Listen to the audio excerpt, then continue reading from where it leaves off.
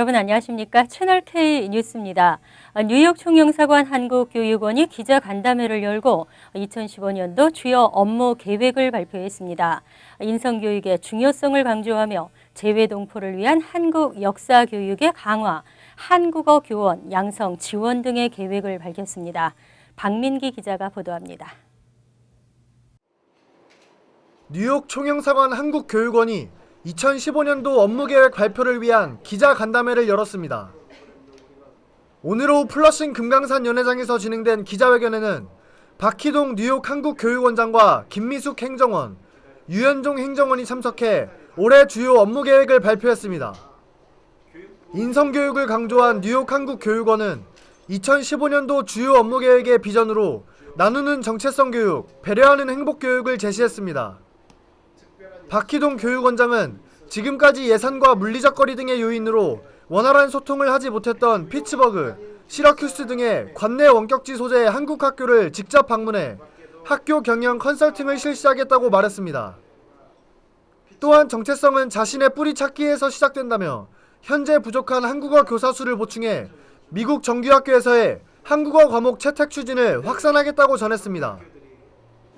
현재 파악되고 있는 것은 교사 부족 문제가 가장 큰 이슈 중에 하나입니다. 그래서 한국어 교사가 필요한 만큼 수요에 부응해서 양성될 수 있도록 관계기관하고 적극 협조하겠다는 내용이 포함되어 있고요.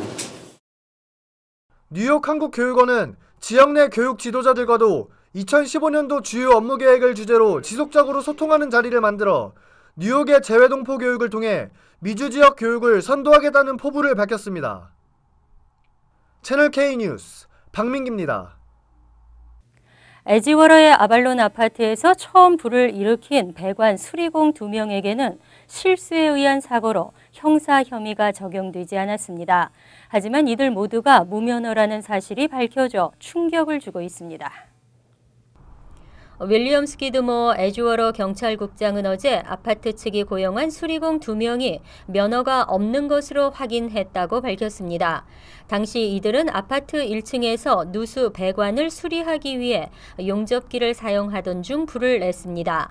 하지만 불이 난 뒤에도 바로 신고하지 않고 스스로 불을 끄려다 약 15분간 지체했습니다. 그 이후에도 911이 아닌 아파트 슈퍼바이저에게 먼저 연락한 것으로 알려졌습니다. 현재 이들 수리공에는 형사 혐의가 적용되지는 않았습니다. 버겐 카운티 검찰은 이번 사건을 고의가 아닌 실수에 의한 사고로 분류했습니다. 이번 화재의 조사 보고서는 다음 주쯤 발표될 것으로 예상되고 있습니다. 한편 아파트 소유주인 아발론 베이 측은 수리공의 자격 요건에 대해서는 언급을 피했습니다. 1%에서 2% 그리고 2.5%로 해마다 늘어갑니다. 전 국민 건강보험에 들지 않았을 때 벌금 이야기인데요. 하지만 약 300만 명에서 600만 명에 이르는 사람들이 건강보험에 가입하지 않은 것으로 추산됐습니다. 올해 소득세 신고에서 벌금을 내야 할 것으로 보입니다. 재무부는 올 소득세 신고자를 1억 5천만 명으로 예상하고 있는 가운데 2에서 4%에 이르는 사람들이 보험 미가입 벌금을 내야 할 것이라고 밝혔습니다.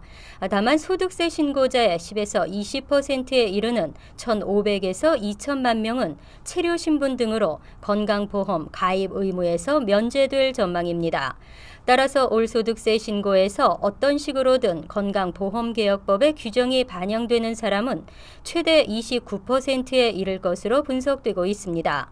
2014년 보험 미가입 벌금은 18세 이상 성인 1인당 95달러나 소득세 의무 신고 기준을 넘어서는 수정된 조정 총소득의 1% 가운데 큰 액수를 내게 됩니다.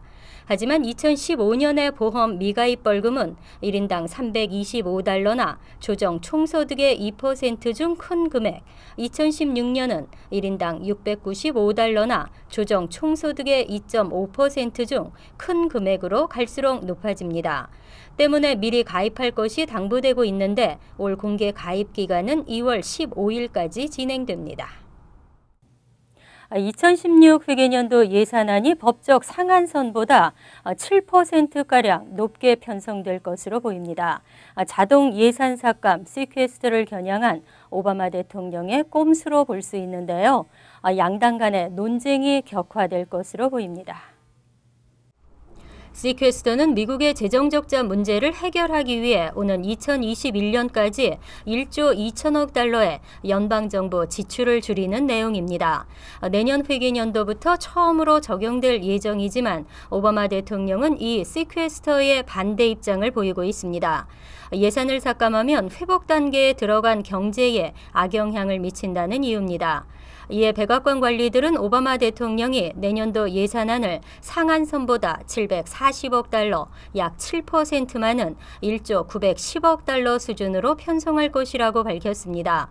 오바마 대통령은 어제 오전 블로그에 올린 글에서 의회가 내 제안을 거부하고 자동 예산 삭감 조치를 되돌리지 않으면 결국 이것이 우리 경제와 군대를 위협하게 될 것이라고 지적했습니다. 또 교육과 인프라, 안보 등 주요 분야에 대한 투자가 10년 만에 최저 수준으로 떨어지게 될 것이라고 덧붙였습니다. 하지만 공화당이 여전히 반대하는 데다 민주당 내에서도 찬반 논란이 있어 양측 간 예산 논쟁이 격화될 것으로 전망되고 있습니다. 키스톤 송유관 법안이 상원을 통과했습니다. 하지만 이 법안은 오바마 대통령이 거부권을 행사할 것으로 알려져 법안에 대한 최종 결정이 주목되고 있습니다. 연방 상원은 어제 캐나다에서 텍사스주를 잇는 키스톤 엑셀 송유관 건설 법안을 통과시켰습니다. 오바마 대통령은 이미 여러 차례 이 법안에 대해 거부권을 행사하겠다고 밝힌 바 있습니다. 상원 공화당 의원들은 민주당 의원 9명의 찬성표를 얻어냈지만 대통령의 거부권을 무력화시킬 수 있는 67표에서는 5표가 부족한 상황입니다.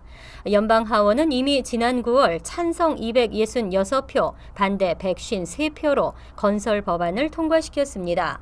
상하원은 앞으로 양측의 내용을 조율하고 하나의 법안으로 만든 뒤 대통령에게 법안을 보낼 계획입니다. 공화당은 일자리 창출과 에너지 자립을 주장하며 70억 달러를 투입해 하루에 원유 80만 배럴이 운반되는 1179마일의 송유관 건설 사업을 적극 지지하고 있습니다. 하지만 오바마 대통령은 환경 오염과 생태계 파괴 등을 우려하며 법 제정을 반대하고 있습니다. 오바마 대통령은 2월 중 최종 결정을 내릴 것으로 전망되고 있습니다. 저소득층이 중산층으로 들어서거나 중산층이 상위 계층으로 올라가는 일은 대박 없인 불가능하다고 합니다. 빈곤 탈출률이 역대 최저라고 하는데요. 푸스탬프로 끼니를 때워야 하는 청소년이 5명 중 1명으로 나타났습니다. 연방 센서스국 조사 결과 2014년 한 해 동안 미 전역에 거주하는 18세 미만의 미성년자 가운데 1,600만 명이 푸스탬프 혜택을 받고 있는 것으로 드러났습니다. 이는 전체 미성년자의 21.6%에 해당하는 수치이며 경제 대침체기였던 12.7%에 비해서도 무려 8.9%나 증가했습니다. 푸스탬프를 받는 미성년자 가운데 50.6%인 810만 명은 편모와 살고 있는 것으로 조사됐고 32.5%인 520만 명은 결혼한 양친 부모 아래, 0.75%인 120만 명은 미혼 부모, 나머지 90만 명은 고아, 50만 명은 편부 가정에서 생활하고 있는 것으로 나타났습니다. 전문가들은 푸스탬프로 끼니를 때우고 있는 미성년자 수가 이렇게 급증한 것은 최근 미 경제가 양적 성장을 거듭하고 있지만 빈부 격차는 더욱 심화되고 있다는 것을 보여주는 신호라고 분석했습니다. 현지 교사까지도 뉴욕주 새 표준시험에 반대하고 있는 가운데 뉴저지의 새 표준시험도 학부모들의 환영을 받지 못하고 있습니다. 올 봄부터 치러질 뉴저지주 새 표준시험에 대해 학부모들은 강경한 입장을 밝혔습니다. 뉴저지 주정부가 지난 28일 주 교육국과 함께 주최한 공청회에서 학부모들은 표준시험 실시의 연기나 철회를 요구한 것으로 알려졌습니다. 공통교과 과정의 전면 도입과 함께 올 봄부터 기존 표준시험이 온라인 기반 시험으로 바뀐다는 방침이 발표된 이후 우려의 목소리가 계속됐습니다. 하지만 학부모들이 적극 철회를 요구하고 나선 것은 이번이 처음입니다.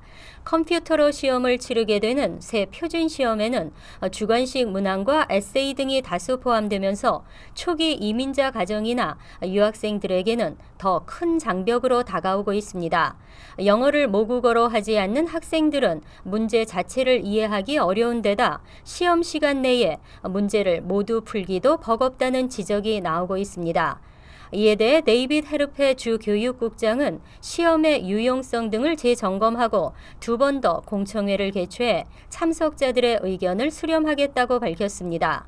오는 7월 31일까지 최종적으로 주지사에게 보고하겠다는 입장입니다. 주류 백인들이 선호하는 대학과 한인들이 선호하는 대학에는 많은 차이가 있습니다. 그만큼 미국에는 잘 알려지지 않은 우수한 대학들이 많이 있는데요. 특히 뉴저지주의 뉴저지 공대는 전국에서 가장 저평가된 대학인 것으로 밝혀졌습니다. 비즈니스 인사이더는 전국 316개 대학과 리버럴 아츠 칼리지를 대상으로 저평가된 대학들의 순위를 매겼습니다. 조사는 US 뉴스앤월드 리포트가 선정한 우수 대학 순위와 실제 대학별 졸업생들의 중간 연봉을 비교 분석해 이루어졌습니다.